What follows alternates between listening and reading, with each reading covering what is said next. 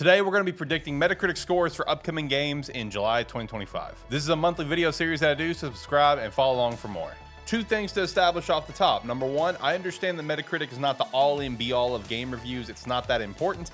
It's just fun to predict. Don't think too hard about it. And number two, if I miss any games that are coming out this month that maybe you're excited for, drop a comment down below, call me an idiot, name the game, and I'll drop my review down below if you actually care to know. Or maybe bring some more highlight to the game that obviously I failed to do here in this video.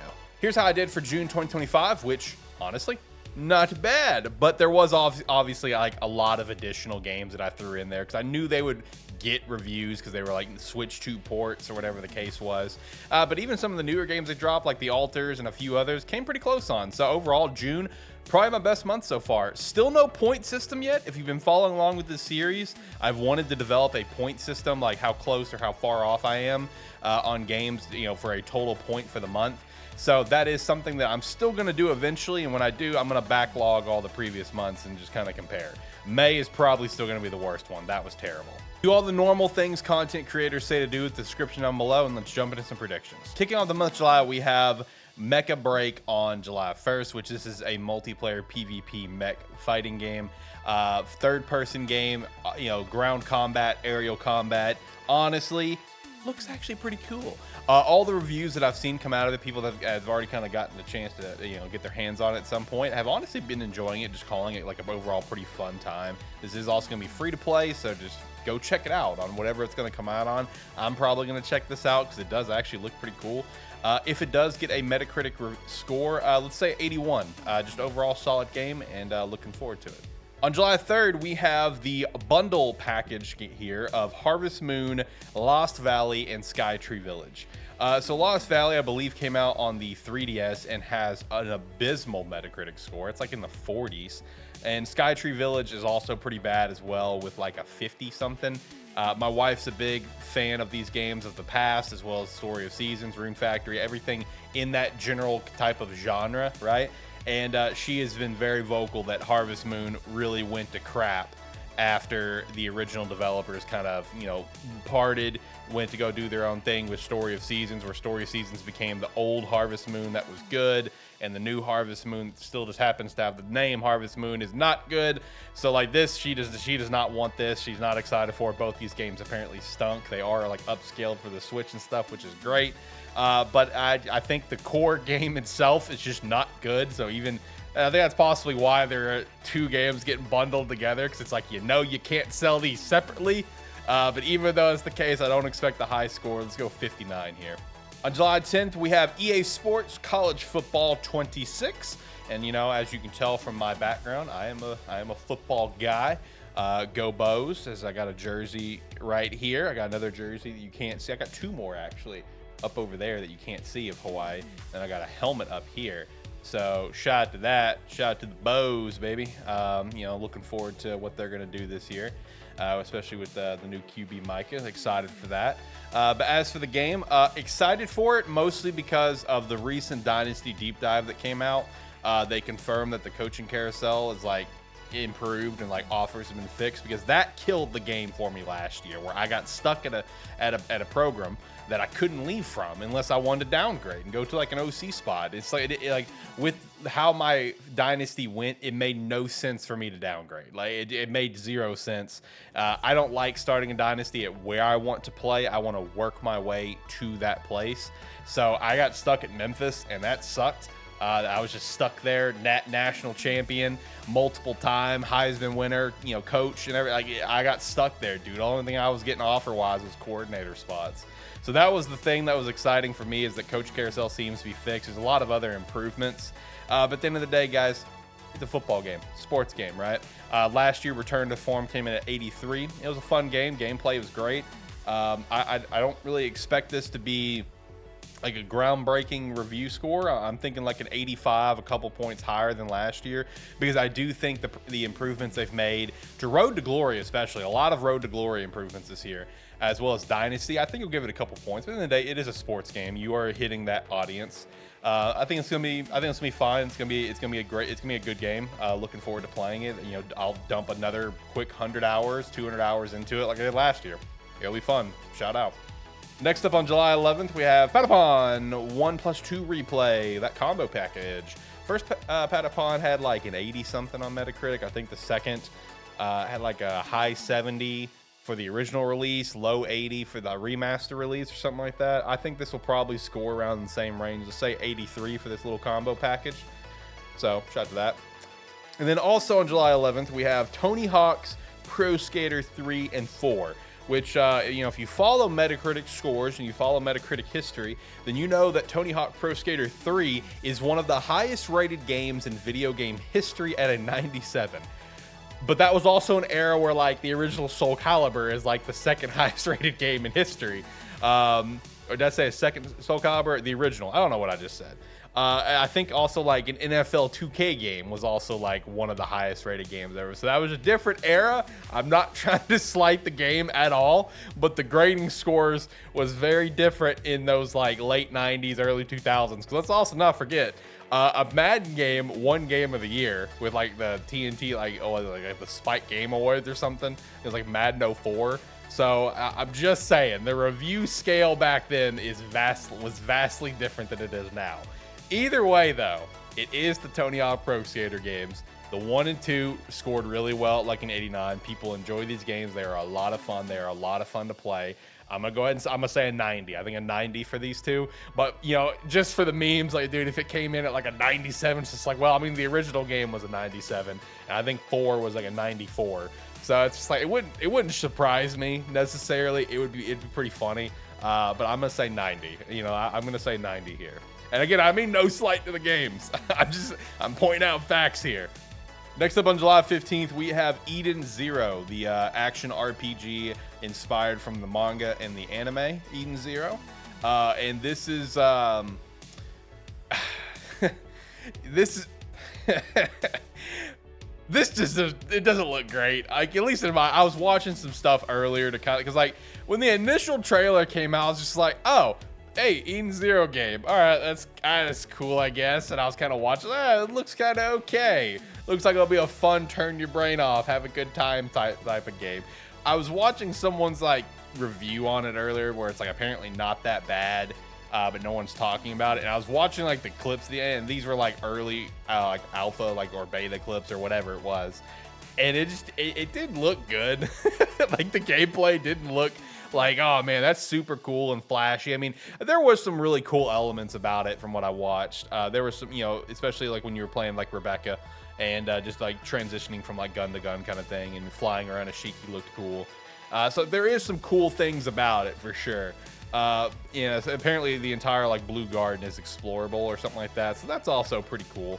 I just don't have high expectations for anime games. I really don't. And I think it's pretty fair because usually those things are just like pumped out for the sake of like pumping out an anime game, and they're for the most part garbage, with a few exceptions of like the Dragon Ball games are usually consistent.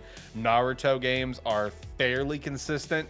One Piece is like straight 50-50. Like the Warriors games for One Piece is better than normal One Piece games.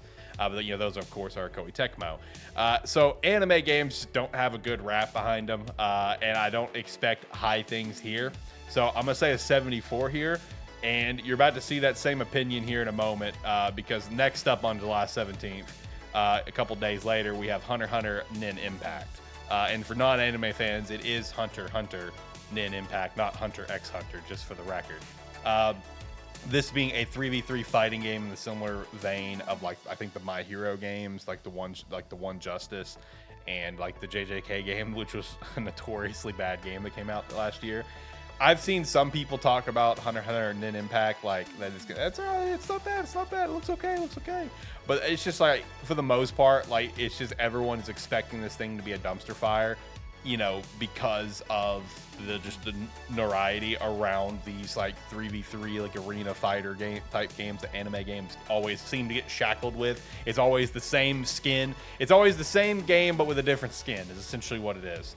Now it did get delayed because they were implementing rollback netcode, which that's cool. Shout out to that. Arc System Works is doing the publishing for the rest of for the world outside of Japan. They are not the developers for the game, but I mean, I don't have high expectations for this game either. Gonna say a 70 here. I don't have super high expectations. This is not a game that people are going to flock to. The Hunter x Hunter fans are going to probably pick this up even if they think it's going to be crap, because Hunter x Hunter fans are just struggling with life of the series. You know, good series, yes, but is it ever going to end? We'll see. So for Hunter x Hunter fans, like, you guys are excited to get a game of some capacity. Probably same thing with Eden Zero fans, even though that's more of a recent series. But yeah, I don't have high expectations for either one of these games for this month. And also on the 17th, we have easily the biggest game of the month, and that's Donkey Kong Bonanza. Already pre-ordered for this. Very excited. The Direct just further sold me on the game. I have been wanting a 3D Donkey Kong game for the longest time. I love Donkey Kong 64. I absolutely adore that game. Played the crap out of it more than any other Donkey Kong game ever for me. I'm very excited for this. The Direct looked so cool. I'm excited to go Gear 4 / Super Saiyan Donkey Kong. That's going to be really fun, as well as the other two forms. Just excited to jump into this game. Looking forward to it. Looking forward to the release. I think this is going to actually score very, very high. Because they haven't confirmed it. Nintendo hasn't, but like, it's pretty clear. Like, this is made by like the 3D Mario team. Like, I think the evidence is clear there that they at least assisted with it, or they were the direct developers for it. And man, does it show? So I mean, I'm feeling a high score here. I'm thinking like a 95. I think a 95, 94 around there is where this game's going to score, coming in at one of the highest rated games of the year. And I guess technically, if it comes in at like a 94 or 95, it's actually the highest new game of the year. Because I think Expedition ended up falling at a 94 or 93. And yeah, the two Zelda Switch 2 games passed it, but we're talking brand new games. I think that would actually make it the highest rated game of the year. Shout out to that. It has the potential to do that. I really think it does. So really excited for Donkey Kong Bonanza. I'm gonna lock in a 94. Let's do 94. Next up on the 18th, we have Shadow Labyrinth, which this is the Metroidvania game. That is a dark twist on Pac-Man, and I'm actually really excited for this. I was just looking at like the special edition for it earlier for the physical release. It's like $60 for special editions. Brother, sign me up for that price. I'm here for that. No, this game actually looks really cool, man. I think it's going to be a great, a great entry to the Metroidvania genre. I think people are going to have a lot of fun with this, myself included. I'm feeling 86 on this one. I think this is going to be a lot of fun. Next up, we have Wildgate on July 22nd. This is a PvP multiplayer game that's going to have like ship-to-ship combat, as well as like first-person combat action as well. This is made by a new studio called Moonshot Games, and this is published by Dreamhaven, who also helped publish Sunderfolk, I believe. I've actually seen a lot of positivity around this game with people that are pretty genuinely excited for it. So this is one to keep a lookout for later this month. Maybe this could be a nice PvP game for you to check out over on like Steam and everything. I'm gonna feel an 83. Let's go 83 on this one for Wildgate. On July 23rd, we have Wuchang Fallen Feathers, which is, I believe, is a Souls-like game that I've actually seen a lot of people getting pretty damn excited for this game since it's like original reveal, I think like last year. Could be wrong on the reveal time, but I know there's been a lot of conversation. But I know Xbox has done a lot of publishing for it in terms of marketing. There's been a lot of marketing stuff on the side of Xbox, I believe, but a lot of people have been excited for this one. I'm gonna call 87 on this. I think it's gonna be just a really solid game. Also on the 23rd, we have Will World, which this one is published or developed by Annapurna. Okay. Oh, it's probably going to be a very relaxing time. I'll say that. Let's go 75. July 24th, we have Killing Floor 3. Killing Floor games never score super high, but I do think this one has the potential to become the highest rated Killing Floor game at an 80. I'm feeling 80 for this one, which would make it the highest of the property. Super Mario Party Jamboree Nintendo Switch 2 Edition plus Jamboree TV also comes out on the 24th. I think Jamboree ended up becoming the highest rated Mario Party game, which that game is so much fun. I love Jamboree. And I'm not looking forward to picking this one up because I don't really care to do like all the camera stuff and everything that Jamboree TV comes for. So this one's not for me. But I think it's going to score well. I mean, I think the other one scored like an 82, so let's go with an 84 here, just for like the improvements of like the new mini games, the Jamboree TV. I have no doubt the Jamboree TV mode is going to be a lot of fun. I have no doubt on that. It's just not for me. It's not for my wife. Just not for us. Not what we want. But I think it's going to be really good. So shout out to that. Then on the 25th, we have No Sleep for Konami, which is an AI Somnium Files game. The AI games overall score pretty consistently in like that low 80s range. This one's going to really hit for the audience that it's aiming to hit for. I know Zach he on Gamesthetic over here with me. He's excited for this one. I'm feeling an 82 for No Sleep. Also on the 25th, we have Wild Hearts S. I just wanted to throw this in here because why? Like, this game's dead. Like, you already killed the game, but I mean, I guess now it's just going to be a single player experience. I mean, shout out. The first one scored fine, like a 79, but you know, this was supposed to like compete with Monster Hunter. No shot on that. And it coming out for now like the Switch 2, whatever. I mean, good luck on sales, buddy. I don't think it's going to sell a lot, but score-wise, let's just call it like a 77, I guess. It's fine. And then finish up, we got 3 games on the 29th. First being Grounded 2. Now, I believe this is the early access. So if that's the case, it will not get a Metacritic score. I believe that is correct, but on the off chance it does get a score, let's say 85. Grounded 1 scored really well, like an 83. Grounded 2, everyone is super excited for. They just evolved everything with Grounded, made it better, bigger and better. But again, I'm 97% sure it's not going to get a score because I believe this is an early access title. So, but if it does, 85.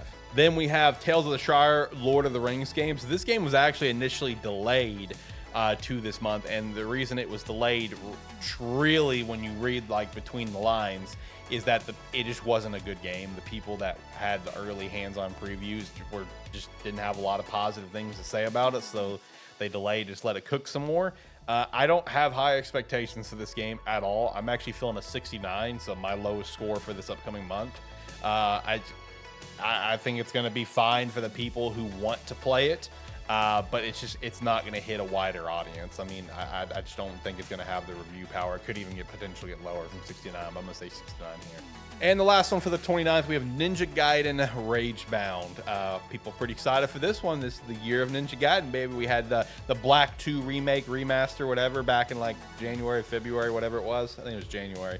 You got Ragebound, and you got 4 coming out, man. Big year for Ninja Gaiden. Love to see it. People are pretty excited for this. You know, the art style, just the whole approach for it, you know, it looks like a lot of fun. Let's go 82 on this one. I think it's going to score pretty well. Again, good year for Ninja Gaiden fans. Shout out to you guys. So that's all I had for my list. Again, if I missed anything, drop a comment down below and I will give my score on it, on what it could be. It's very possible I missed something because I am an idiot.